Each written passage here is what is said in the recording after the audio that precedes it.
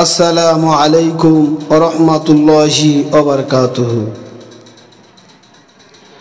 औज़ु बिल्लाहि मिनश शैतानिर रजीम।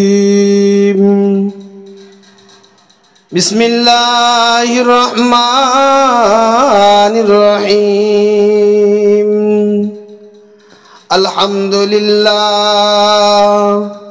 अल्हम्दुलिल्लाहि नहमदुहु व नुसल्ली अला रसूलिहिल करीम। अम्मा बाद फ़क़द क़ाल अल्लाहु तआला फ़ी कलामिल मजीद वल फ़ुरक़ानिल हमीद। क़ाल अल्लाहु तआला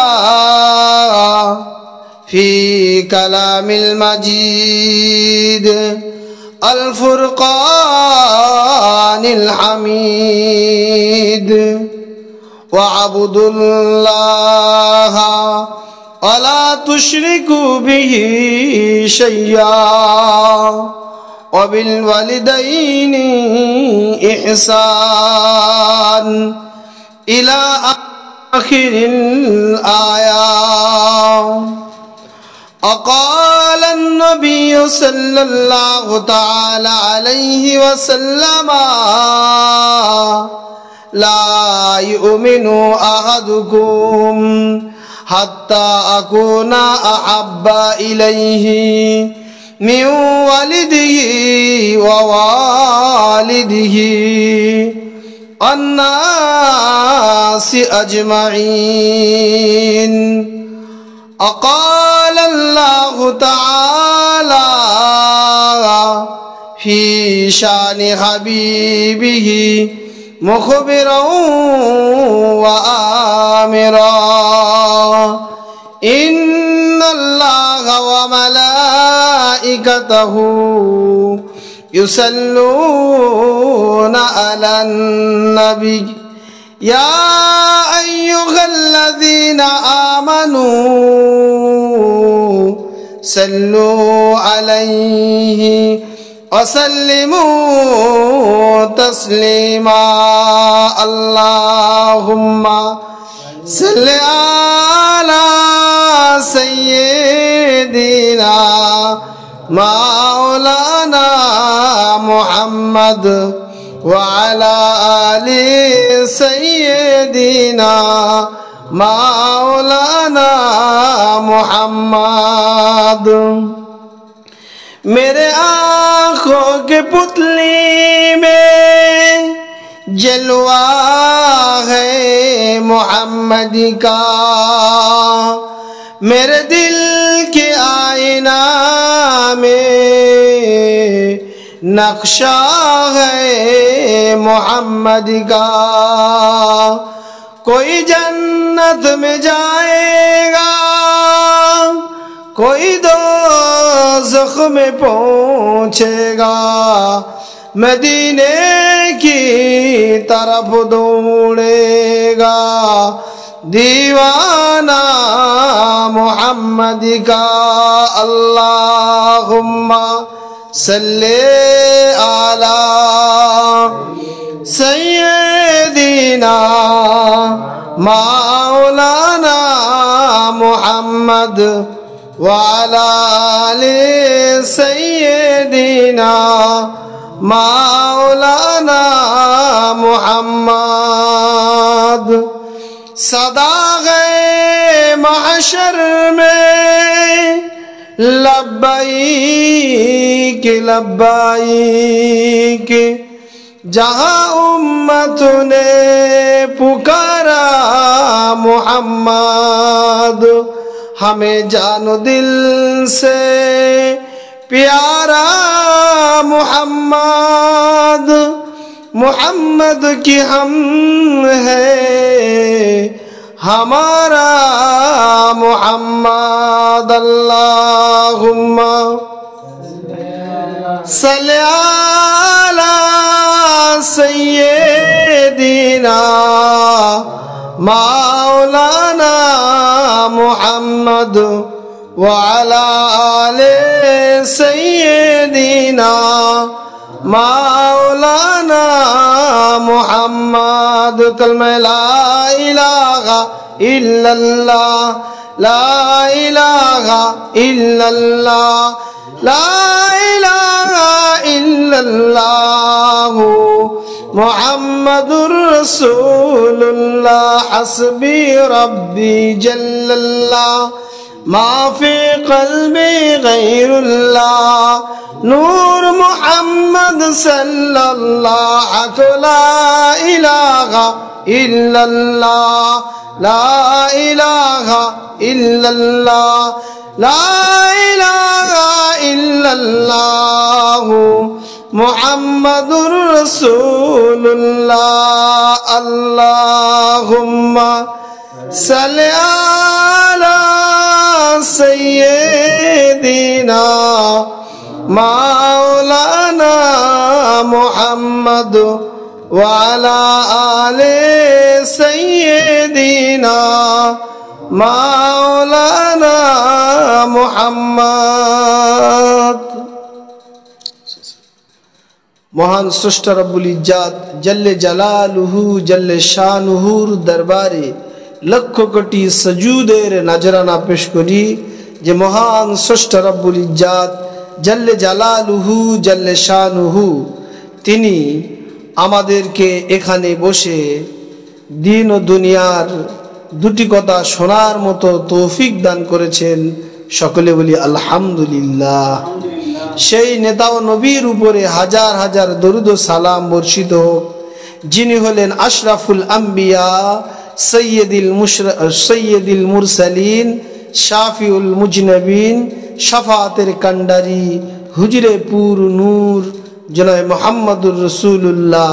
সকলে বলি সাল্লাল্লাহু আলাইহি ওয়াসাল্লাম।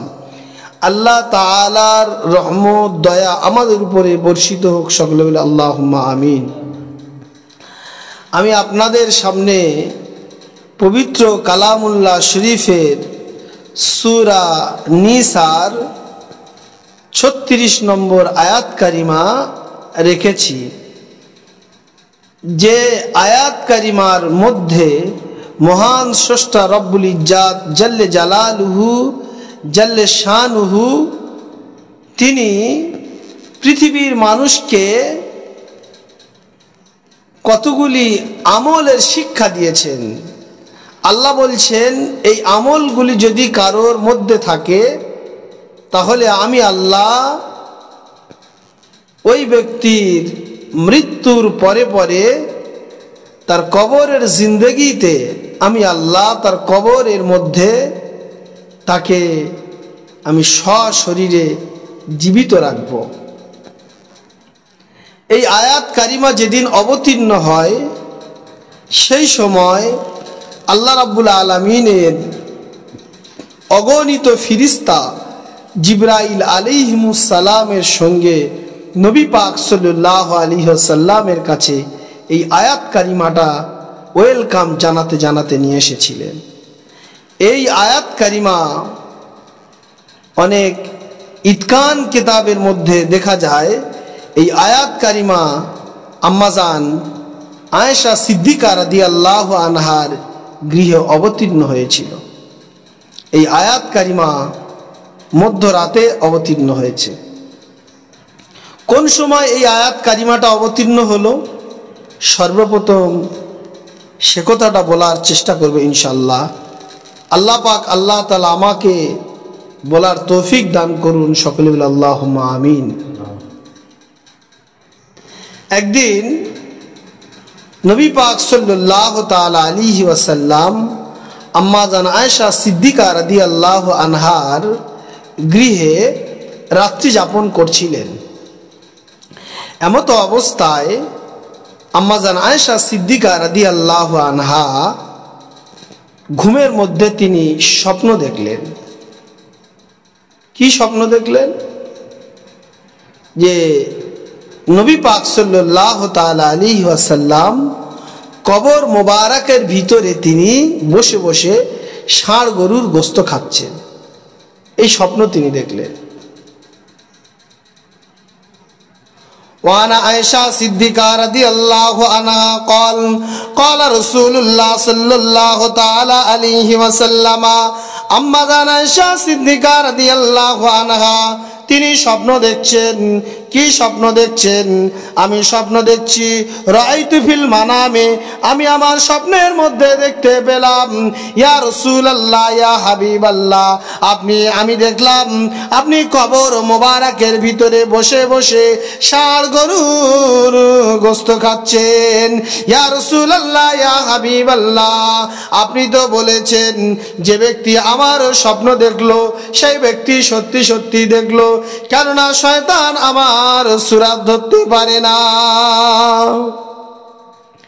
নবী পাক সাল্লাল্লাহু আলাইহি সাল্লামের সূরাত শয়তান কোনোদিন ধরতে পারে না। এই বিষয়ে একখানা হাদিস মিশকাতুল মাসাবির ভিতরে রাসূল পাক সাল্লাল্লাহু আলাইহি সাল্লাম বর্ণনা করেছেন। আবু হুরায়রা রাদিয়াল্লাহু আনহু থেকে হাদিসটা বর্ণনা। মিশকাত শরীফে একটা কিতাব টানা হয়েছে কিতাবুর রুইয়া। সেই কিতাবুর রুইয়ার ভিতরে আবু হুরায়রা রাদিয়াল্লাহু আনহু তিনি একখানা হাদিস বর্ণনা করছেন। ওয়ানা আবি হুরায়রা রাদিয়াল্লাহু আনহু ক্বালা রাসূলুল্লাহ সাল্লাল্লাহু তাআলা আলাইহি ওয়াসাল্লাম ফিল মানামে রাআইতু ফিল মানামে ফাকাদ রাআনি রাআল হক লা ইয়াতামাসসালু সূরাতিশ শাইতান। আবু হুরায়রা রাদিয়াল্লাহু আনহু তিনি বলছেন নবী পাক সাল্লাল্লাহু আলাইহি ওয়াসাল্লাম বলেছেন যে ব্যক্তি ঘুমের মধ্যে আমাকে স্বপ্ন দেখলো সে সত্যি সত্যি দেখলো, কেননা শয়তান কোনোদিন আমার সূরাত ধরতে পারে না।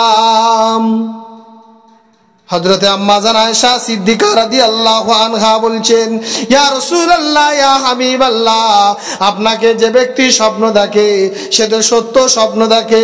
ইয়া রাসূলুল্লাহ ইয়া হাবিবাল্লাহ, আমি তো আপনার স্বপ্ন দেখলাম, এই স্বপ্ন তো কোনোদিন মিথ্যা হতে পারে না।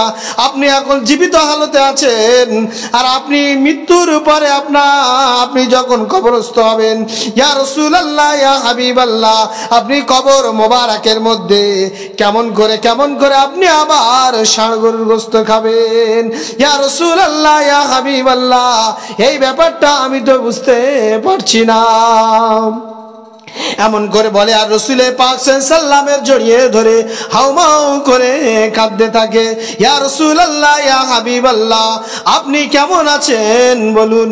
ইয়া রাসূলুল্লাহ ইয়া হাবিবাল্লাহ, আপনি কেমন আছেন বলুন। আম্মা জান আয়েশা সিদ্দিকা রাদিয়াল্লাহু আনহা ডুকরে ডুকরে কাঁদছেন, অনেক কান্নার পরে এই কথাটা নবী পাক সাল্লাল্লাহু আলাইহি সাল্লামের কাছে শোনালেন। নবী পাক সাল্লাল্লাহু আলাইহি সাল্লাম উত্তরের অপেক্ষায় বসে রাখলেন। নবী পাক সাল্লাল্লাহু আলাইহি সাল্লাম বললেন ও আমার হুমায়রা, তুমি কি জানো না নবী পাক সাল্লাল্লাহু আলাইহি সাল্লাম বলছেন আমার শুধু নয় সমস্ত আম্বিয়াদের শরীর মোবারকটাকে আল্লাহ পাক কবরের মধ্যে অক্ষত এবং জীবিত অবস্থায় থাকবে। কুল্লু আম্বিয়াই আইহি ওয়া রিজকিহি, আল্লাহ পাক সমস্ত নবীদের কবর মোবারককে জীবিত রাখবেন, এমনকি তাদেরকে রেজেক দেয়া হবে। অন্য আরেকটা হাদিসের মধ্যে বলা হয়েছে নবী পাক সাল্লাল্লাহু আলাইহি সাল্লাম বলছেন শুধু তাদেরকে রিজিক দেয়া হবে না,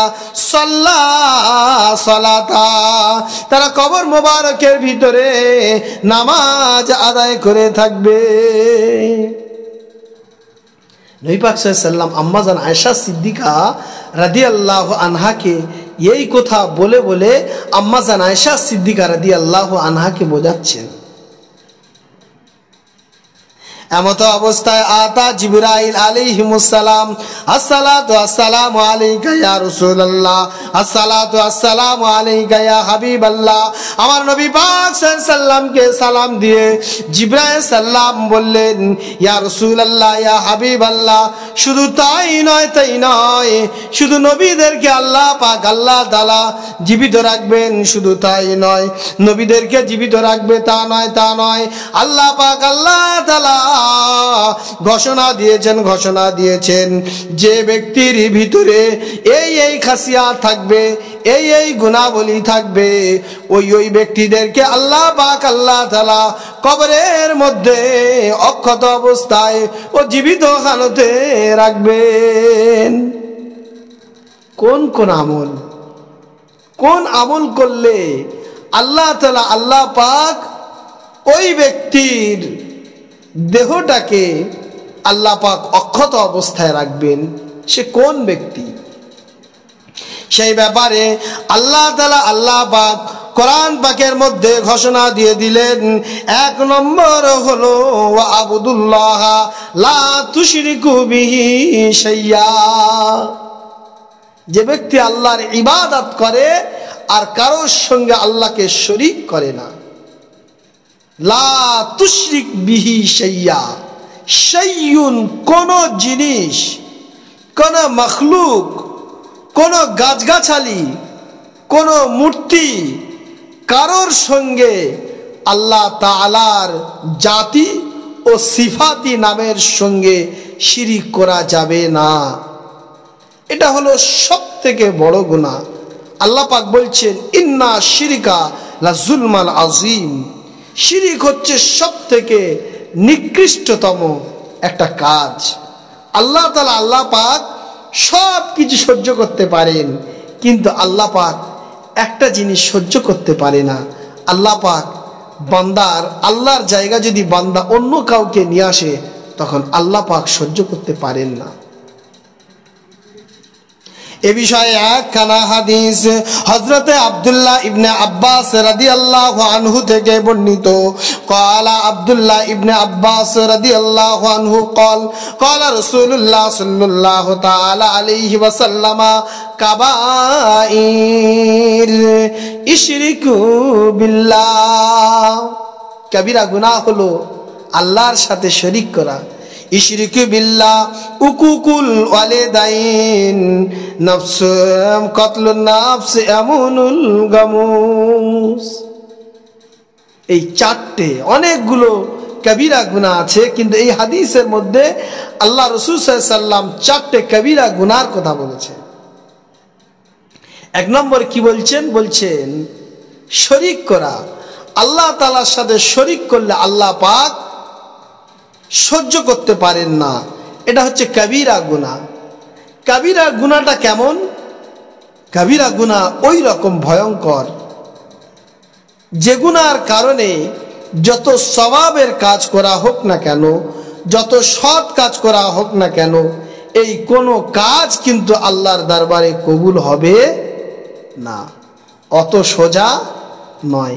আল্লাহর কাছে এগুলো কবুল, এগুলো গৃহীত হবে না যতক্ষণ পর্যন্ত ওই ব্যক্তি খালেস অন্তরে, খালেস নিয়তে যে বলবে আল্লাহ আর কোনোদিন আর কোনো সময় এই অন্যায়টা করব না, এমন কথা যদি বলে, আর আল্লাহর কাছে যদি খালেস অন্তরে তাওবাতুন নাসুহা বিশুদ্ধতম যদি তওবা যদি করে ফেলে, তাহলে আল্লাহ পাক আল্লাহ তাআলা ওই ব্যক্তির জীবনের সমস্ত গুনাহকে আল্লাহ ক্ষমা করে দেবে।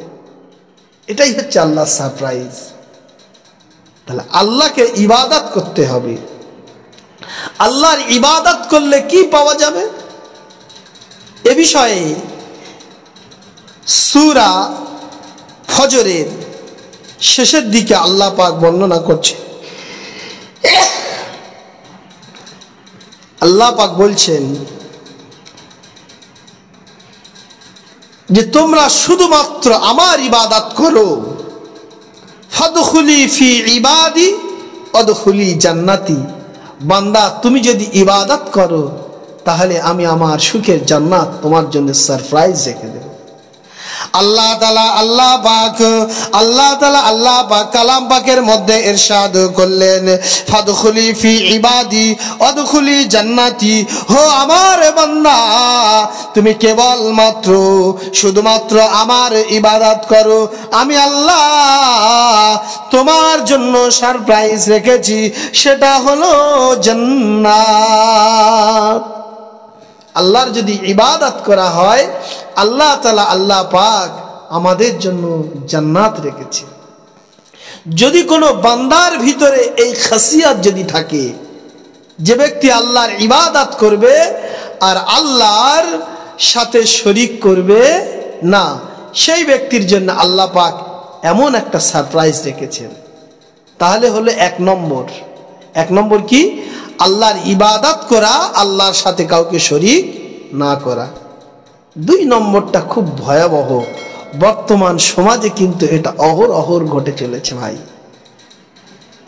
কি? এটা হচ্ছে আমরা সমাজে দেখতে পাই, ছেলে বাপ মাকে মারে, যে কথাগুলো মুখে উচ্চারণ করা একেবারে নিকৃষ্ট শব্দ বলে মনে করি, কিন্তু এটা সমাজের বুকে ঘটে যায়। এমনকি ভাত তো দেয় না, তাদেরকে আবার সন্তান কি করে? তাদেরকে মারে। এটা কত নিকৃষ্টতম কাজ। এই কাজটা কিন্তু সমাজের ভিতরে ঢুকে পড়েছে। কি জানি কেমন করে, কোন কৌশলে এই কাজটা ঢুকে পড়লো। আল্লাহ পাক বলছেন, আল্লাহ পাক দ্বিতীয় নম্বরে প্রথম নম্বরে বললেন ওয়াবুদুল্লাহ লা তুশরিকু বিহি শাইয়্যা ওয়া বিল ওয়ালিদাইনি ইহসান। আল্লাহ পাক বলছেন, ও আমার বান্দারা, যদি তোমরা আমার ইবাদত করার সাথে সাথে যদি তোমরা তোমাদের পিতামাতার সাথে সৎ ব্যবহার করে থাকো, আমি তাহলে তোমাদের দেহটাকে আমি আল্লাহ কবরের মধ্যে অক্ষত অবস্থায় রেখে দেব। পিতামাতার সাথে সৎ ব্যবহার। ওদিকে রাসূল পাক সাল্লাল্লাহু আলাইহি ওয়াসাল্লাম বলছেন, কাবাইর ইশরিক বিল্লাহ উকুকুল ওয়ালিদাইন। হে আমার উম্মতেরা, তোমরা তোমাদের মা বাবার সঙ্গে সৎ ব্যবহার করো। এটা যদি না করো তাহলে এটা হচ্ছে নিকৃষ্টতম, এটা কবিরা গুনাহ। এখানে ওয়াকিয়া মনে পড়ে যায়, নবী পাক সাল্লাল্লাহু আলাইহি ওয়াসাল্লামের জামানায় একজন সাহাবা হুজুর, তিনি তার মায়ের সঙ্গে অসৎ ব্যবহার করতেন। অসৎ ব্যবহার করার কারণে সেই ব্যক্তিটাকে কি করা হলো, যখন সেই ব্যক্তি ইন্তেকাল করলেন, কিন্তু তার সেই লাশটা আর তোলা যাচ্ছে না। এই ওয়াকিয়াটা আমরা জানি। তাহলে কত ভয়াবহ, কত কঠিন পিতামাতার সাথে অসৎ ব্যবহার করা। নবী পাক সাল্লাল্লাহু আলাইহি ওয়াসাল্লাম তার দুধমা হালিমাতুস সাদিয়া রাদিয়াল্লাহু আনহার সঙ্গে কি ব্যবহার করেছিলেন একটুখানি ছোট্ট করে শোনাই। এই হাদিসটা মিশকাতুল মাসাবির ভিতরে বর্ণনা হয়েছে। আতা শাইখিল কাবীরাতান, একজন বৃদ্ধা মহিলা আসছেন। ওই বৃদ্ধা মহিলাটাকে দেখে আমার নবী পাক সাল্লাল্লাহু আলাইহি ওয়াসাল্লাম দাঁড়িয়ে গেলেন ওয়েলকাম জানানোর জন্য। নবী পাক সাল্লাল্লাহু আলাইহি ওয়াসাল্লাম দাঁড়িয়ে গেলেন আর নিজের বডি মোবারক থেকে ওই চাদর মোবারকটাকে পেতে দিলেন, আর ওই বৃদ্ধা মহিলাটাকে ওয়েলকাম জানিয়ে নবী পাক সাল্লাল্লাহু আলাইহি ওয়াসাল্লাম নিজের সামনে বসালেন। দীর্ঘক্ষণ ধরে গল্প করলেন, তার খোঁজ খবর নিলেন, তার গায়ে অনেক হাত বুলালেন, আদর করলেন। তারপরে ওই মহিলাটাকে আমার নবী পাক সাল্লাল্লাহু আলাইহি ওয়াসাল্লাম আবার বিদায় দিয়ে দিলেন। বিদায় দিয়ে দেওয়ার পরে ওই চাদরটাকে ঝেড়ে আমার নবী পাক সাল্লাল্লাহু আলাইহি ওয়াসাল্লাম আবার নিজের শরীর মোবারকে তিনি পরে নিলেন। সাহাবা হুজুররা জিজ্ঞাসা করলেন, ইয়া রাসূলুল্লাহ, ইয়া হাবিবাল্লাহ, এই বৃদ্ধা মহিলাটাকে? আমার নবী পাক সাল্লাল্লাহু আলাইহি ওয়াসাল্লাম বললেন, এই বৃদ্ধা মহিলাটা অন্য কেউ নয়, এই বৃদ্ধা মহিলাটা হলো উম্মুতুল রাদা। এই বৃদ্ধা মহিলাটা হলো আমার দুধমা হালিমাতুস সাদিয়া রাদিয়াল্লাহু আনহা। আমার দুধমা, এটা হলো আমার দুধমা হালিমাতুস সাদিয়া, ইনি হচ্ছেন আমার দুধমা। নবী পাক সাল্লাল্লাহু আলাইহি ওয়াসাল্লাম দুধমায়ের সঙ্গে এমন ব্যবহার করলেন। একজন ব্যক্তি এসে বললেন, একজন সাহাবী এসে বললেন, কি বললেন? ইয়া রাসূলুল্লাহ, ইয়া হাবিবাল্লাহ, আমি কি আমার মায়ের খিদমত করব? আমার রাসূল সাল্লাল্লাহু আলাইহি সাল্লাম বললেন, হ্যাঁ তুমি তোমার মায়ের খিদমত করো। আবার বললেন, ইয়া রাসূলুল্লাহ আমি কি আমার মায়ের খিদমত করব? আবার রাসূলুল্লাহ সাল্লাল্লাহু আলাইহি সাল্লাম বললেন, নাআম, হ্যাঁ তুমি তোমার মায়ের খিদমত করো। এমন করে মাররাতান সালাসা, তিনবার তিনি বললেন তুমি তোমার বাবা মাকে খিদমত করো। পিতামাতার খিদমত, আজকে তো খিদমত উঠে গেছে, খালি একটা করে বালিশ মন্ত্রী আসলে হয়, ব্যাস সব ভাষা কি জানি কোথায় থেকে কেমন করে কি সব ওলট পালট হয়ে গেল। কানে কি ফুসকুড়ি দিয়ে দিল, সুন্দর ছেলে সে অসুন্দর হয়ে গেল। যে ছেলে মায়ের না ডাক শুনে বাড়িতে ফেরে না, আর মাকে না ডেকে বাড়ি থেকে বের হয় না, সেই ছেলে কি জানি কেমন করে কোথায় কি হয়ে গেল, তার সেই মায়ের ভালোবাসাটা দূর হয়ে গেল তার কাছ থেকে। আজ সমাজ কোন জায়গায়, আর আমরা কোন জায়গায় যাচ্ছি। আল্লাহ পাক আল্লাহ তাআলা আমাদেরকে সহি বুঝ দান করুন, সকলে বলি আল্লাহুম্মা আমিন। সবে দুটো, তাহলে এই আয়াত কারিমার মধ্যে নবী পাক আল্লাহ পাক আল্লাহ তাআলা দুটো আমলের কথা বললেন। 3 নম্বর আমলটা কি বললেন? নবী পাক সাল্লাল্লাহু আলাইহি সাল্লাম বলছেন, আমার আল্লাহ তাআলা আল্লাহ পাক বলছেন অবিজিল কুরবা, আত্মীয়তা, বিজিল কুরবা, আত্মীয়দের কথা এসেছে। আল্লাহ রাসূল সাল্লাল্লাহু আলাইহি সাল্লাম বলছেন, ক্বালা রাসূলুল্লাহ সাল্লাল্লাহু আলাইহি ওয়াসাল্লাম আল কাতিউন, যারা আত্মীয়তা ছিন্ন করে তারা কোনোদিন আমার উম্মত হতে পারবে না। নিকট আত্মীয়, নিকট আত্মীয় কারা? রক্তের সম্পর্কে আত্মীয়, তাদের কথা এই আয়াতের মধ্যে 3 শ্রেণীর আত্মীয়র কথা বলা হয়েছে। পরস্পর ইনশাআল্লাহ উপস্থাপন করার চেষ্টা করব। তাহলে 1 নম্বর কে? রক্তের সম্পর্ক আত্মীয়। হকদারের হক আদায় করতে হবে, হকদারের হক ফাঁকি দেয়া যাবে না। কিন্তু বর্তমান এটা একটু দেখা যায় যেন অ্যালার্জি, বলতে ভারী কষ্ট হয় কিন্তু বলতে হবে। কারণ তিতো জিনিস অনেক সময় জ্বর হলে যে বড়িটা খাওয়ায়, ডাক্তারের যে বড়ি দেয়, সেই বড়িটা অনেক সময় তিতো বড়ি, আর ওই বড়িটা যদি না খাওয়ানো হয় বাচ্চার আবার রোগ সারবে না, জ্বর সারবে না, এ খাওয়াতে হয়। এ কথা শুনতে হবে। এ কোরআনের কথা, এই কোরআনের কথা যদি আমরা না শুনি, কোরআনকে যদি আমরা না বুঝি, তাহলে আমরা প্রকৃত ঈমানদার মুমিন মুসলমান হতে পারবো না। আত্মীয়তা, আল্লাহ রাসূল সাল্লাল্লাহু আলাইহি সাল্লাম বলছেন তোমরা আত্মীয়দের সাথে, জিবরাইল আলাইহিস সালাম আত্মীয়দের সম্পর্কে এত বেশি রাসূল পাক সাল্লাল্লাহু আলাইহি সাল্লামকে তাকিদ দিতেন। আত্মীয়তা ছিন্ন করা যাবে না, আত্মীয়দের সঙ্গে সৎ ব্যবহার করতে হবে। তারা যে পাওনা করি পায় সেগুলো তাদেরকে যথারীতি তাদের আদায় করতে হবে। যদি আমরা আত্মীয়দের সাথে সৎ ব্যবহার করতে পারি, তাহলে আল্লাহ পাক আল্লাহ তাআলা মুমিনদের খাতায় আমাদের নামটা নথিভুক্ত করবেন। শুধু তাই নয়, আল্লাহর ওয়াদা, কবরে আমাদের জীবনটাকে, আমাদেরকে বডিটাকে আল্লাহ পাক অক্ষত রাখবেন। এবারে আসি 4 নম্বর, আমার আল্লাহ তাআলা আল্লাহ পাক বলছেন ওয়াল ইয়াতামা ওয়াল মাসাকিন, ইয়াতিম। আইয়ামে জাহালাত যুগে এতিমদেরকে, জাহালাত যুগের মানুষরা তারা ঘাড় ধরে তাড়িয়ে দিত, তাদেরকে কোনো ভ্রুক্ষেপ করতো না। কারোর কোনো ব্যক্তি তার কিছু সম্পদ কোনো বড় লোকের কাছে গচ্ছিত রেখে গেল, সেই ছেলে যখন বড় হয় তার সেই টাকাটা, সেই অর্থটা ফেরত দেয়, কিন্তু তারা সে কাজ করত না। এ বিষয়ে সূরা মাউনে আল্লাহ তাআলা আল্লাহ পাক বলছেন, আরাইতাল্লাযী ইউকাযযিবু বিদ্দীন ফাযালিকাল্লাযী ইয়াদুল ইয়াতীম। মুগীর সম্পর্কে এই আয়াতটা আল্লাহ পাক অবতীর্ণ করেছে। ওয়ালিদ বিন মুগীরা এত কুখ্যাত ছিল, তার কাছে যারা অর্থ সংরক্ষণ করে রেখে যেত, মৃত্যুবরণ করার পরে ওই এতিমদেরকে সে টাকা দিত না, অর্থ দিত না, বরং তাদেরকে ঘাট ধরে তাড়িয়ে দিত। আল্লাহ পাক আল্লাহ তাআলা বলছেন কি, আরাইতাল্লাযী ইউকাযযিবু বিদ্দীন ফাযালিকাল্লাযী ইয়াদউল ইয়াতীম।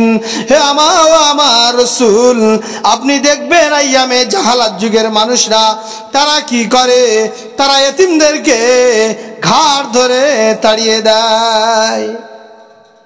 একটা এতিমকে ঘাট ধরে তাড়িয়ে দিয়েছে, বলছে যাও তোমার মুহাম্মদকে ডেকে নিয়ে আসো সাল্লাল্লাহু আলাইহি সাল্লাম। দেখি সে কি করে। আমার নবী পাক সাল্লাল্লাহু আলাইহি সাল্লামের কাছে এসে ওই এতিমটা বলছেন, ইয়া রাসূলুল্লাহ, ইয়া হাবিবাল্লাহ, ওয়ালিদ বিন মুগির সে আমাকে ঘাট ধরে তাড়িয়ে দিয়েছে। ইয়া রাসূলুল্লাহ, ইয়া হাবিবাল্লাহ, সে বলছে যদি যাও যাও যাও তোমার মুহাম্মদকে ডেকে নিয়ে আসো, সাল্লাল্লাহু আলাইহি সাল্লামকে ডেকে নিয়ে আসো, তাকে ডেকে নিয়ে আসো, তবে আমি তোমার অর্থ দেব। ইয়া রাসূলুল্লাহ, ইয়া হাবিবাল্লাহ, আপনি চলুন চলুন চলুন, আপনি চলুন চলুন চলুন আমার সম্পদ ওয়ালিদ বিন মুগিরার হাতে। আমার নবী পাক সাল্লাল্লাহু আলাইহি সাল্লাম ওই বাচ্চা এতিমকে সঙ্গে করে নিয়ে আমার নবী পাক সাল্লাল্লাহু আলাইহি সাল্লাম যখন গুটি গুটি পায়ে ওয়ালিদ বিন মুগিরার কাছে আসলো, ওয়ালিদ বিন মুগিরা ভয়ে থরথর করে কেঁপে উঠলো, হাত থেকে তলোয়ার পড়ে গেল। তার সৈন্য এমন সময় এসে বলছে, ওয়ালিদ বিন মুগির, এই ইতিমের সম্পদটা তুমি দিয়ে দাও। তাড়াতাড়ি করে ওয়ালিদ বিন মুগির নবী পাক সাল্লাল্লাহু আলাইহি সাল্লামের কাছে ওই ইতিমের সমস্ত সম্পদটা দিয়ে দিল। নবী পাক সাল্লাল্লাহু আলাইহি সাল্লাম যখন চলে আসলেন, তখন ওই ওয়ালিদ বিন মুগিরার শাগরেদরা জিজ্ঞেস করলো, ও ওয়ালিদ বিন মুগির, তুমি তো এতক্ষণ এত বড় বড় কথা বলছিলে, কিন্তু নবী মুহাম্মদুর রাসূলুল্লাহ আসার সাথে সাথে তুমি কেন বিড়ালের মতো গুটিয়ে গেলে? এত তো বাঘের মতো তাড়া দিচ্ছিল, ডাকো। আর যখন নবী পাক সাল্লাল্লাহু আলাইহি সাল্লাম এসে হাজির হলো, আর তখন তুমি বিড়ালের মতো এরকম হয়ে গেল কেন? বিড়ালের বাচ্চা হয়ে গেল কেন? বলছে, জানো তোমরা দেখেছো কি? ওই নবী মুহাম্মদ সাল্লাল্লাহু আলাইহি সাল্লামের পাশে দুটো বাঘ যেন হা করে আমার দিকে তেড়ে আসছে। শুধু নবী মুহাম্মদ সাল্লাল্লাহু আলাইহি সাল্লাম ছিলেন না, তার দুপাশে দুটো বাঘ ছিল। যদি আমি ওই ইতিমের সম্পদটা না দিতাম, ওই বাঘ দুটো সঙ্গে সঙ্গে আমাকে গ্রাস করে ফেলতো। এজন্য আমি ওয়ালিদ বিন মুগির ভয়ে থরথর করে কেঁপে উঠেছি। এটাই ছিল আইয়ামে জাহালাত যুগের একটা খাসিয়াত ছিল তাদের। এতিমদেরকে তারা তাড়িয়ে দিত। কিন্তু বর্তমান সময়েও দেখা যায় এতিমের দিকে কার ভ্রুক্ষেপ থাকে? বাবা যদি বলে যে মাদ্রাসায় এতিমের ছেলে আছে, 10টা টাকা দান করো, বলছে ঠিক আছে হুজুর, পরের ডেটে দেখা করব, এখন নয়, পরে হবে। এখন আল মাসাকিন, মিসকিনদের সাথে সদ্ব্যবহার করা। মিসকিন কারা? আমরা বলি না ফকির মিসকিন? আচ্ছা, ফকির কারা আর মিসকিন কারা? ফকির কারা? ফকির হচ্ছে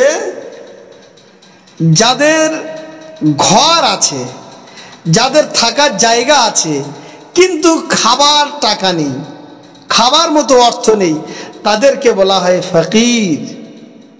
তাহলে মিসকিন কারা? মিসকিন হচ্ছে যাদের স্থায়ী ঘর নেই, খাবারও জোগাতে পারে না, তাদেরকে বলা হয় মিসকিন। তো আমিল মিসকিন, ওই আয়াতের মধ্যে, ওই সূরা মাউনের ভিতরে আর একখানা আয়াতের মধ্যে আল্লাহ পাক বলছেন, আরাইতাল্লাযী ইউকাযযিবু বিদ্দীন ফাযালিকাল্লাযী ইয়াদউল ইয়াতীম ওয়ালা ইয়াহুদ্দু আলা তুআমিল মিসকিন। ওই জালাত যুগের লোকেরা তারা ইয়াতিমদেরকে, তারা মিসকিনদেরকে খাদ্য তো দেয়া দূরের কথা, কাউকে উৎসাহিত করতো না, কাউকে উৎসাহ দান করতো না। এমনকি যদি কোনো মানুষ তাদেরকে খাদ্য দিত, তারা তাদেরকে ভৎসনা করত। এজন্য আল্লাহ পাক বলছেন, আরাইতাল্লাযী ইউকাযযিবু বিদ্দিন ফাযালিকাল্লাযী ইয়াদুল ইয়াতীম ওয়ালা ইয়াহুদ্দু আলা তুআমিল মিসকিন। মিসকিনদের খাদ্য দানের প্রতি তোমরা উৎসাহ দান করো। হে আমার রাসূল, আপনি মিসকিনদের দান করার জন্য মানুষকে উৎসাহী দান করো। এজন্য নবী পাক সাল্লাল্লাহু আলাইহি সাল্লাম বলছেন, ইয়াতীম আর মিসকিনের মাথায় যে ব্যক্তি হাত বুলাবে, ওই ব্যক্তি যেন আমি রাসূলুল্লাহ আমার মাথায় সেই ব্যক্তি হাত বুলালো। এতিম মিসকিনদেরকে তাদেরকে আমাদের সাহায্য করতে হবে। যত সামান্য যতটুকুই জোটে ততটুকু তাদেরকে দিয়ে সাহায্য করতে হবে। তারা তো আমাদের একটু পরে আসবো আয়াত কারিমাটা, আল্লাহ পাক কি বলছেন, কত ভয়াবহ কথা বলছেন আমাদের জন্য। আমাদের ভ্রুক্ষেপ নেই। এই ওয়াকিয়াটার পরে আমি আপনাদেরকে শোনাবো যে কত ভয়াবহ একটা ব্যাপার, কত ভয়ঙ্কর ব্যাপার। আমরা কোন জায়গায় বাস করছি, আমরা কোথায় আছি, আমাদেরকে এগুলো করতে হবে। এতিম মিসকিনদের প্রতি আমাদেরকে তাদের সাহায্য সহযোগিতা করতে হবে। আর একখানা আমলের কথা আমার আল্লাহ পাক বর্ণনা করলেন, ওয়াজারিজিল কুরবা। আল্লাহ পাক বললেন, তোমাদের মধ্যে যদি জারিজিল কুরবা যদি থেকে যায়, তাহলে আমি আল্লাহ পাক তোমাদের বডিটাকে কবরের মধ্যে অক্ষত রাখবো। জারিজিল কুরবা, তাহলে এক নম্বর হলো রক্তের সম্পর্ক, আত্মীয়, তাদেরকে বলা হচ্ছে কি অবিজিল কুরবা। আর এটাকে বলা হচ্ছে অজারিজিল কুরবা। জারিজিল কুরবাটা কারা? যারা রক্তের সম্পর্ক কেউ নয়, যারা রক্তের সম্পর্ক কেউ নয়, কিন্তু তারা আমাদের কাছে বাস করে, তারা হচ্ছে ধর্মীয় সম্পর্কের আমাদের ভাই। আল্লাহ রসুল বললেন না, কুল্লু মুসলিমুন ইখওয়া, প্রত্যেক মুসলমান তোমরা ভাই ভাই। একজন মুসলমান ভাই যদি কাঁদে, আমরা কোনোদিন সুস্থতার সাথে আমরা থাকতে পারি না। যদি কোনো মুসলমান ভাই বিপদে পড়ে, আমাদের উচিত সঙ্গে সঙ্গে তার বিপদে ঝাঁপিয়ে পড়া। আজকে দেখুন না ফিলিস্তিনে কি হচ্ছে, ইসরায়েল কি করছে, ভয়াবহ কুখ্যাত ইসরায়েল প্যালেস্তাইনকে কেমন ভাবে ধ্বংস করছে। আজ আমরা তার প্রতিবাদে সোচ্চার হতে পারছি না, প্রতিবাদ জানাতে পারছি না। অনেকেই আবার বলছে তাদের ব্যাপার, আমরা তো ভালোই আছি। না মশাই, আমরা ভালো নেই। এর কৈফিয়ত আল্লাহর কাছে দিতে হবে, এই কৈফিয়ত আল্লাহকে দিতে হবে। যেখানে যে মুসলিম, আমার কমিউনিটি যেখানে অসুবিধায় পড়বে, তার সেই শোকে শোকার্ত হওয়া, এটা হচ্ছে ইমানি দায়িত্ব, এটা হচ্ছে আমাদের ইমানি কাজ। যদি আমরা সে শোকে শোকার্ত যদি না হতে পারি, তাহলে আমরা প্রকৃত মুসলমান, প্রকৃত ইমানদার হতে পারবো না। এ বিষয়ে আমার রাসূলুল্লাহ সাল্লাল্লাহু আলাইহি ওয়াসাল্লাম বলছেন, কুল্লু মুসলিমুন ইখওয়া, তোমরা প্রত্যেকে মুসলমান ভাই ভাই। নবী পাক সাল্লাল্লাহু আলাইহি ওয়াসাল্লাম যখন হিজরত করে চলে গেলেন, মুহাজিরদেরকে বললেন, ও মুহাজিররা, তোমার আনসার ভাইদেরকে তোমরা সাহায্য করো। আহারে মুহাজিররা কেমন, আনসাররা কেমন উদারতার মানুষ ছিল। তারা আমাদেরকে মডেল হয়েছিলেন, তারা তো আমাদের মডেল। কি শিক্ষা আমাদেরকে দিলেন। যখন তারা মুহাজিররা যখন আনসারদের কাছে মদিনা শরীফে গেলেন, নবী পাক সাল্লাল্লাহু আলাইহি ওয়াসাল্লাম যখন এই ওয়াকিয়াটা শোনালেন, এই বক্তব্যটা পেশ করলেন, করলেন। সঙ্গে সঙ্গে ওই মহাজে আনসার সাহাবীরা তাদের জায়গা জমি অনেকগুলো কিছু জায়গা রেখে তাদেরকে মুহাজিরদেরকে দিয়ে দিলেন, এমনকি তাদেরকে থাকার জায়গা দিয়ে দিলেন। যাদের দুটো করে ঘর ছিল একটা করে ঘর দিয়ে দিলেন, যাদেরকে দুটো করে বিবি ছিল একটা করে বিবি রেখে আর একটা করে বিবি দিয়ে দিলেন, তালাক দিয়ে দিলেন। ও আমার মুহাজির ভাই, আপনি একে নেকা করুন। স্যাক্রিফাই, কি ভালোবাসা দেখিয়ে গেলেন। আর আমাদের মধ্যে আজ মুসলমানকে পেটাচ্ছে। হায় হায় হায় হায় রে, মুসলমান কে কাকে মারছে? ইমানদারকে মারছে। কারবালার মাঠে কে কাকে মারলো? নামধারী টুপিওয়ালা দাড়িওয়ালা নিজেদেরকে আবার ইমানদার বলে দাবি করে। তারা আবার ইমাম হুসাইন রাদিয়াল্লাহু আনহুর পিছনে নামাজ পড়লেন, তারা আবার ইমাম হুসাইন রাদিয়াল্লাহু আনহুর সঙ্গে যুদ্ধ করলেন। আফসোস আফসোস। তাহলে রাসূল পাক সাল্লাল্লাহু আলাইহি ওয়াসাল্লাম আল্লাহ তাআলা বলছেন কি, যারা তার মুসলমানকে যারা সাহায্য করবে, তাহলে আমি আল্লাহ তাদেরকেও সাহায্য করব। তাদের শরীর মোবারকটাকে, তাদের শরীরটাকে আমি আল্লাহ কবরের ভিতরে অক্ষত রাখব। আমার আল্লাহ তাআলা আল্লাহ পাক বললেন ওয়াজারিজিল জুনুব। এটা কিন্তু খুব ভাইটাল।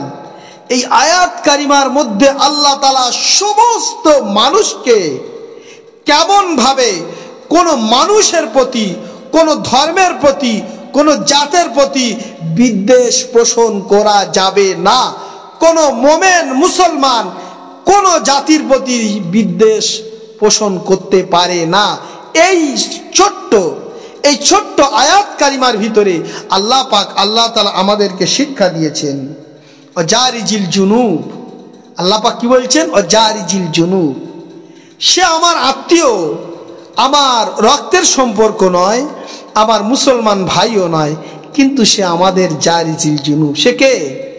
আমার প্রতিবেশী, আমার বাড়ির পাশে অন্য কোনো একটা গায়ের ক্রম এসে থাকে, বাস করে। তাকে তার বিপদে আপদে, তার মুসিবতে, তার শোকে শোকার্ত হওয়া আল্লাহ পাক বলছেন, তবে তুমি প্রকৃত মোমেন মুসলমান হতে পারবে। আসি একটা সৈয়দেনা ইমাম হাসান রাদিয়াল্লাহু আনহুর একটা ছোট্ট মতো একটা ঘটনা আপনাদেরকে শোনাই। আহারে, নবী পাক সাল্লাল্লাহু তাআলা আলাইহি ওয়াসাল্লামের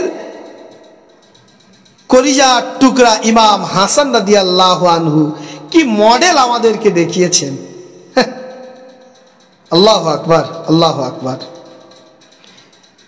ইমাম হাসান রাদিয়াল্লাহু আনহুর বাড়ির পাশে একজন ইহুদির বাড়ি ছিল, আর ওই ইহুদির গোলাম ছিল। ইহুদির গোলাম প্রত্যেক দিন কি করত?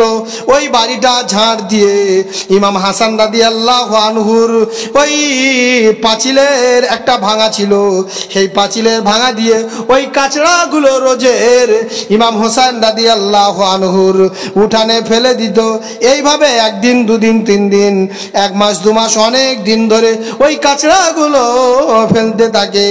আর কাচড়ার গন্ধে ইমাম হাসান রাদিয়াল্লাহু আনহুর বাড়িটা গন্ধে ভরপুর হয়ে গেছে। কিন্তু কোন রকম ভাবে তাদের সাথে ঝগড়ায় আবদ্ধ হয় নাই। মজার কথা, এমত অবস্থায় একটা দিন ওই ইহুদির স্ত্রী ইমাম হাসান রাদিয়াল্লাহু আনহুর বাড়িতে আসলো। এসে দেখে গন্ধে ভরপুর হয়ে আছে। গন্ধে ওই মহিলাটা টিকতে পারলো না, ওই ইহুদি মহিলা টিকতে পারলেন না। ওই ইহুদি মহিলাটা বাড়িতে চলে গেল, গিয়ে তার স্বামীকে বলল, ও আমার স্বামী,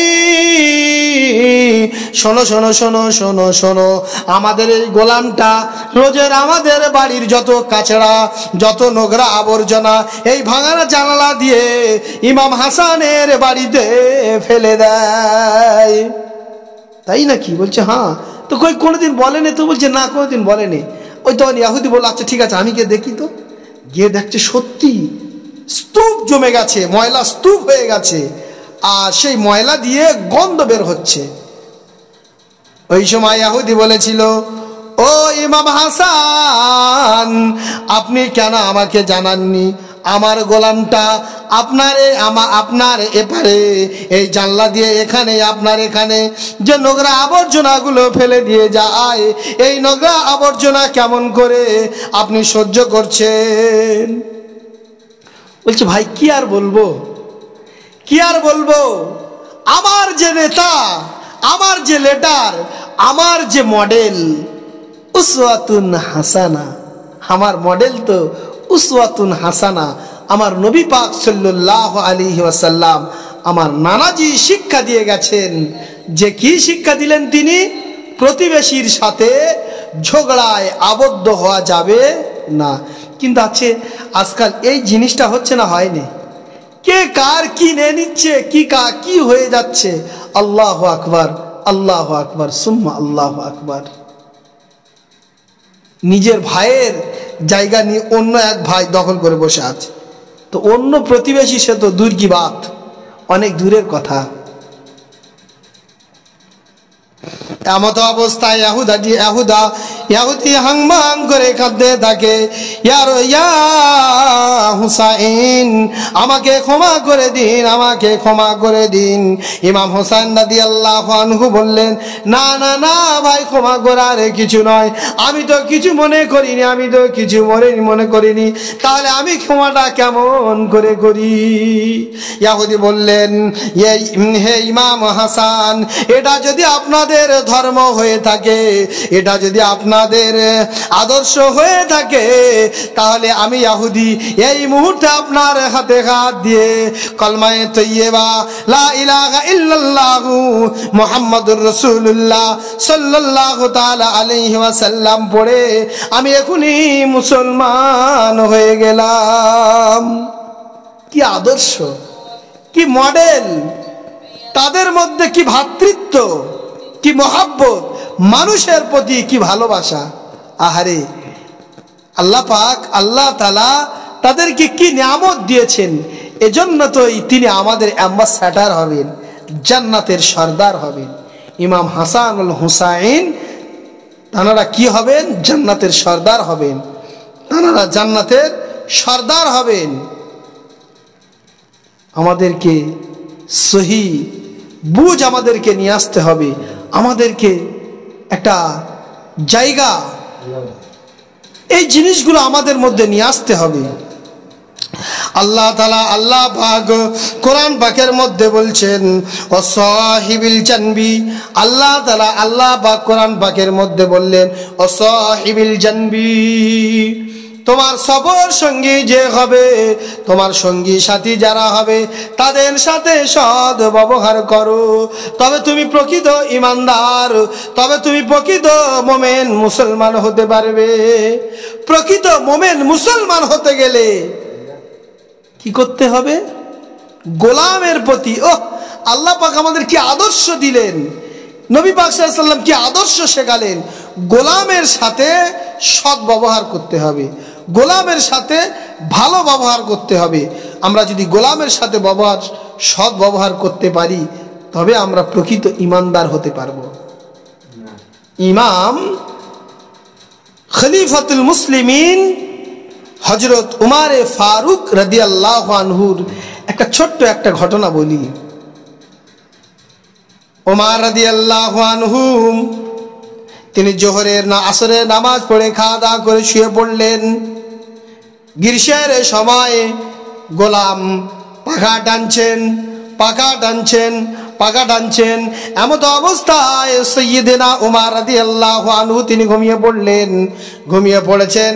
এমত অবস্থায় দেখলেন গোলাম ঘুমোতে হাতে পাখাটা নিয়ে গোলামও ঘুমিয়ে পড়েছে। পাখাটা নিয়ে গোলামও ঘুমিয়ে পড়েছে, আর গায়ে ঘামে ঘরমত্ত হয়ে গেছে। এমত অবস্থায় উমর রাদিয়াল্লাহু আনহুর ঘুমটা ভেঙে গেল। তিনি ঘুম থেকে ঝুঁকে দেখলেন তার গোলাম পাখাটা হাতে করে নিয়ে ঘুমিয়ে আছেন। এমত অবস্থায় হাত থেকে ওই পাখাটা ছাড়িয়ে নিয়ে গোলামকে পাখা হাঁকাতে শুরু করলেন। আচ্ছা, এটা কি বর্তমান আমাদের সময় হবে? হ্যাঁ, হওয়া কি সম্ভব? বাবারে, এত খাটায়। আল্লাহ রাসূল সাল্লাল্লাহু আলাইহি ওয়াসাল্লাম বিদায় হজের সময় বললেন, তোমরা যা খাবে তোমার দাস দাসী গোলামদের তাই খাওয়াও, তোমরা যা খাবে তোমার স্ত্রীদেরকে তাই খাওয়াও, সন্তানদের তাই খাওয়াও। আমার রাসূলুল্লাহ সাল্লাল্লাহু আলাইহি ওয়াসাল্লাম বিদায় হজে এই বক্তব্য আমাদের কাছে শুনিয়ে গেলেন। প্রিয় মুসলমান, প্রিয় ভাই ও বাবাজি, এগুলো আমাদেরকে শুধু কানে শুনলে হবে না, আমাদের আমলে বাস্তবায়ন করতে হবে। আজকে আমরা কোন জায়গায়, কোন পজিশনে আমরা দাঁড়িয়ে আছি আমাদেরকে বুঝতে হবে। কোরআন কি শিক্ষা আমাদেরকে দিলেন। ওমর রাদিয়াল্লাহু আনহু পাকা টানছেন এমত অবস্থায় আসরের ওয়াক্ত হয়ে গেছে, আসরের আজান হয়ে গেছে। ওমর রাদিয়াল্লাহু আনহু পাকা টেনে চলেছেন, কিন্তু ওই গোলামকে কোনোভাবে টিউনিট করে জাগাননি। আহারে, ওমর রাদিয়াল্লাহু আনহুর যিনি অর্ধ পৃথিবীর বাদশা ছিলেন, তার আদর্শটা কি ছিল? আল্লাহু আকবার। এমত অবস্থায় গোলামের ঘুম ভেঙে গেল। ঘুম ভেঙে যাওয়ার সঙ্গে সঙ্গে ওমর রাদিয়াল্লাহু আনহুর পায়ে লুটিয়ে পড়লেন। আমিরুল মুমিনিন, খলিফাতুল মুসলিমিন ওমর, ও আমার খলিফা, আপনি আমাকে ক্ষমা করুন। আপনি কেন আমাকে পাকা টানছেন, কেন আমার পাকার হাওয়া করছেন? ওই সময় ওমর রাদিয়াল্লাহু আনহু বলেছিলেন, শোনো শোনো শোনো, আমার আল্লাহর দরবারে কেউ ছোট বড় নয়, আমার আল্লাহ তাআলার দরবারে সকলেই সমান। তুমি যেমন মানুষ, আমিও মানুষ, তুমি ইমানদার, আমি ইমানদার, তাহলে তোমার আমার মধ্যে কোনো ফারাক নেই। তুমি আল্লাহর সৃষ্টি, আমি আল্লাহর সৃষ্টি। ও আমার গোলাম, এখানে ক্ষমা করার কিছু নেই। তুমি আমার পাখা টেনেছো, আমি তোমার পাখা টেনে শোধ করে দিলাম। কিয়ামতের দিন যদি আল্লাহ আমাকে বলে, হে ওমর, তোমার গোলাম তোমাকে পাখা টেনেছিল ঘুমের জন্য, তুমি কি করেছো? আমি ওমর সেই সময় কি জবাব দেব বলো গোলাম? আমি কি জবাব দেব? তাই আমি পাখা টেনে আমার এই যেটাকে তুমি আমাকে দিলে, এটাই আমি ঢাল শোধ করলাম, এটা আমি শোধ করলাম। আল্লাহ রাসূল সাল্লাল্লাহু আলাইহি ওয়াসাল্লামের কি আদর্শ শিখিয়ে দিলেন, আর কি আদর্শে সাহাবা হুজুররা আদর্শিত হলেন। এজন্যই তো তারা আমাদের জন্য মডেল। এই জন্য তো রাসূল পাক সাল্লাল্লাহু আলাইহি ওয়াসাল্লাম বলছেন, তোমরা আমার যে সাহাবীর তোমরা ইক্তেদা করবে, আমি রাসূলুল্লাহ সাল্লাল্লাহু আলাইহি ওয়াসাল্লাম আমার পর্যন্ত তোমরা পৌঁছে যাবে। এটা রাসূল পাক সাল্লাল্লাহু আলাইহি ওয়াসাল্লামের আদর্শ। প্রত্যেক সাহাবীর ভিতরে কি আদর্শ ছিল, কি আদর্শ নিয়ে তারা পৃথিবীতে জীবন বাছার করেছেন। আরো কি বলছেন আল্লাহ পাক? আল্লাহ তাআলা বলছেন, ইবনুস সাবিল, মুসাফির যারা হবে তাদের সাথে সদ্ব্যবহার করো, মেহমানদার সাথে সদ্ব্যবহার করো। এ সম্পর্কে একখানা হাদিস মিশকাতুল মাসাবির ভিতরে রাসূল পাক সাল্লাল্লাহু আলাইহি ওয়াসাল্লাম বলছেন, মানে আমেনা, যে ব্যক্তি ঈমান রাখলো আর কিয়ামতের প্রতি বিশ্বাস, আমেনা ইয়াউমাল কিয়ামা, কিয়ামতের প্রতি বিশ্বাস রাখলো, ইকরিমু দাইফিহি, সে যেন তার মেহমানের সাথে সদ ব্যবহার করে। আজকাল যদি কুটুম আসে ঘরে, না বাবারে, মুখ বাংলার 5, আরো অনেক কুটুম। যদি গিন্নির কেউ আসে, তাহলে গিন্নির মুখটা খুব ভালো, নো প্রবলেম, একদম বাপরে বাপ কি সুন্দর মুখটা। যাও কচির বাপ, যাও গিয়ে একটা সুন্দর একটা মুরগি নিয়ে এসো, ভালো করে রান্না করো। ও না, একটু টক দই নিয়ে আসবে। হ্যাঁ, ফচকেরা আছে তো, খেলে কোথায় যদি আবার পেট খারাপ করে, টক দই নিয়ে আসবে। হ্যাঁ, কত সুন্দর করে রান্না। আর যদি মানে বরের অর্থাৎ ছেলের যদি কোনো বন্টন আসে, মুখ এই বাংলার 5। কে দেখে?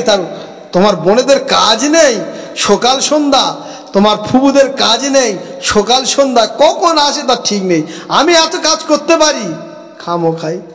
ও জানে বাবা, বালিশ মন্ত্রী যেটা বলে সেটাই ভালো, বচসা না করাটাই আর কোথা না বেরিয়ে যাওয়াটাই ভালো। যাক, চাই হলো। কিন্তু রাসূল পাক সাল্লাল্লাহু আলাইহি সাল্লাম বলছেন, তোমরা মেহমানদের সাথে সৎ ব্যবহার করো।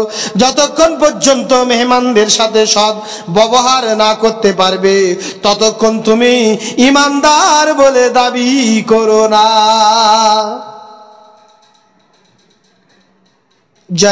ইমাম জয়নাল আবদিন রাদিয়াল্লাহু আনহু, জয়নাল আবদিন রাদিয়াল্লাহু আনহুর একখানা ঘটনা, তিনি কেমন ভাবে, আহারে এজন্য তো রাসূল পাক সাল্লাল্লাহু আলাইহি সাল্লাম বলছেন, তোমরা আমার আহলে বায়াতদেরকে তোমরা ভালোবাসো। ঈমানদার হতে পারবে না, লা ইউমিনু আহাদুকুম হাত্তা আকুনা আহাব্বা ইলাইহি মিন ওয়ালিদিহি ওয়া ওয়ালিদিহি ওয়ান নাসি আজমাইন। রাসূল পাক সাল্লাল্লাহু আলাইহি সাল্লাম বলছেন, তোমরা ঈমানদার হতে পারবে না যতক্ষণ পর্যন্ত তোমরা না সব কিছুর থেকে আমি রাসূল আমাকে না ভালোবাসবে। আর রাসূলুল্লাহ সাল্লাল্লাহু আলাইহি সাল্লাম তাকিদ দিয়ে দিয়ে বলছেন, তোমরা আমার আহলে বায়াতদেরকে ভালোবাসো, আহলে বায়াতদেরকে ভালোবাসো। জয়নাল আবদিন রাদিয়াল্লাহু আনহু ইয়াজিদের একজন অনুসারী ছিল। ইয়াজিদের অত্যাচারে অত্যাচারিত হয়ে তিনি ছুটছেন। ওই ব্যক্তি কি বললেন, ইমাম জয়নাল আবদিন রাদিয়াল্লাহু আনহুর কাছে এসে বললেন, ও ইমাম জয়নাল আবদিন, হুজুর শুনুন শুনুন, আমি ইয়াজিদের দলের লোক, আমি ইয়াজিদের পক্ষের লোক, কিন্তু ইয়াজিদের ব্যবহারে আমি এত অতিষ্ঠ হয়ে গেছি, তার ব্যবহারে আমি টিকতে পাচ্ছি না। কিন্তু এই মুহূর্তে আমার মনে হলো, আমি যদি জয়নাল আবদিন রাদিয়াল্লাহু আনহুর কাছে যদি যাই, তাহলে আমি শান্তি পাবো, নিস্তার পাবো। আপনার কাছে এজন্য এসেছি, আপনি আমাকে আশ্রয় দিন। জয়নাল আবদিন রাদিয়াল্লাহু আনহু ওই ব্যক্তিকে নিজের বাড়িতে রাখলেন। ওই ব্যক্তিকে নিজের বাড়িতে রাখার পরে 3 দিন রাখলেন। 3 দিন থাকার পরে যখন দামেস্কে একটা বাহিনী চলে যাচ্ছে, ওই সময় ইমাম জয়নাল আবদিন বললেন, হো দামেস্কের লোক, শোনো শোনো শোনো, দামেস্কে একটা কাফেলা যাচ্ছে, আপনি চলে যান, আপনি এদের সঙ্গে যেতে পারেন। তাকে বিদায় দেওয়ার সময় জয়নাল আবদিন রাদিয়াল্লাহু আনহু কিছু সোনার মুদ্রা তার হাতে দিলেন, তাকে ওয়েলকাম জানালেন। ওই সময় ওই ব্যক্তিটা বলেছিল, ইহুদির অনুসারীটা বলেছিল, ও জয়নাল আবদিন, তুমি কি আমাকে দেখতে পাচ্ছ না? আমাকে কি তুমি চেনো না? তুমি কেন আমার উপরে অত্যাচার করো না? কেন তুমি আমার উপরে প্রেশার ক্রিয়েট কেন করো না? তুমি কি আমাকে চিনতে পারছো না? কারবালার প্রান্তরে আমি কি করেছিলাম, কারবালার প্রান্তরে আমি কি করেছিলাম, কারবালার সময় আমি কেমন ভাবে আহলে বায়াতের উপরে অত্যাচার করেছিলাম। ও জয়নাল আবদিন, তুমি কি আমাকে চিনতে পারো না? ওই সময় জয়নাল আবদিন বলেছিলেন, ও আল্লাহর বান্দা, আমি তোমাকে চিনতে পেরেছি, তুমি আমাদের উপরে অনেক অত্যাচার করেছিলে, কিন্তু শোনো শোনো শোনো, আমি তো ছিলাম ইমাম হুসাইন রাদিয়াল্লাহু আনহুর অনুসারী, আর তুমি হলে ইয়াজিদের অনুসারী। এজন্য তুমি আমার আহলে বায়াত, আমার পরিবারের উপরে তুমি অত্যাচার করেছো।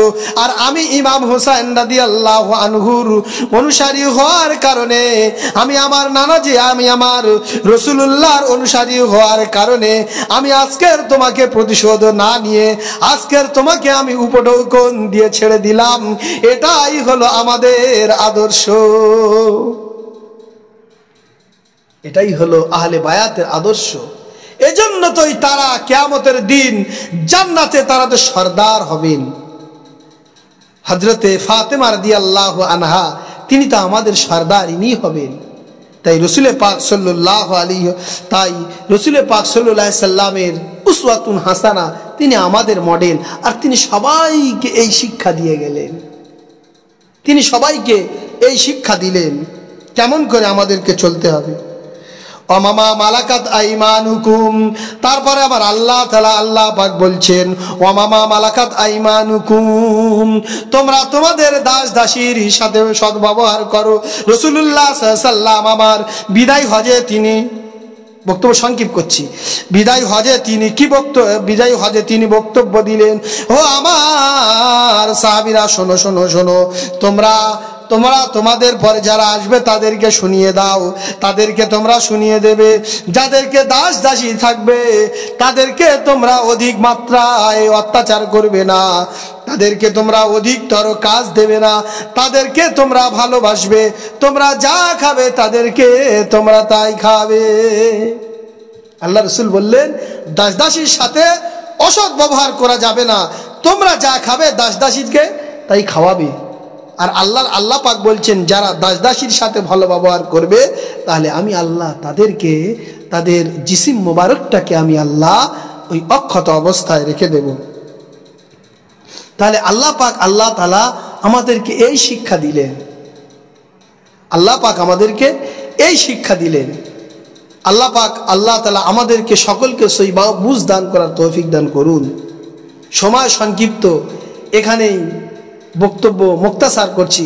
আল্লাহ পাক আল্লাহ তাআলা এই এতক্ষণ ধরে যা কিছু বলালেন, যা কিছু শোনালেন, সব কিছুর মূল হচ্ছে আল্লাহ পাক আল্লাহ তাআলা আমাদেরকে যেন আমল করার তৌফিক দান করেন। সকলে বলি আল্লাহুম্মা আমিন।